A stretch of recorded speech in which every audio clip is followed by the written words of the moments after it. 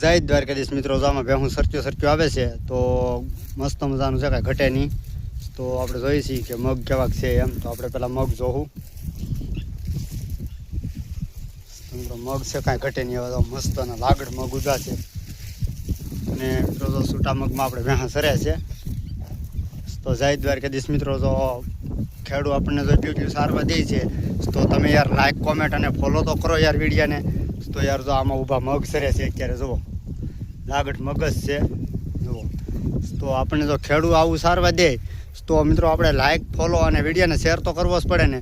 તો મિત્રો લાઈક કરો વિડીયાને અને શેર કરો અને ફોલો કરો મિત્રો. તો જો આપણને જો ઊભા મગ આમાં બધે જો લાગડ મગ છે.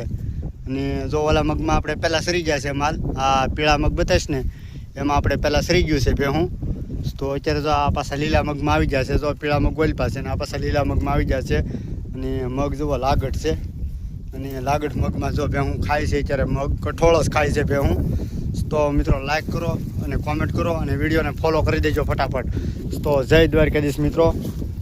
તો મિત્રો લાઈક કોમેન્ટ અને ફોલો કરી દેજો ભૂલ્યા વગરના મારા વાલા.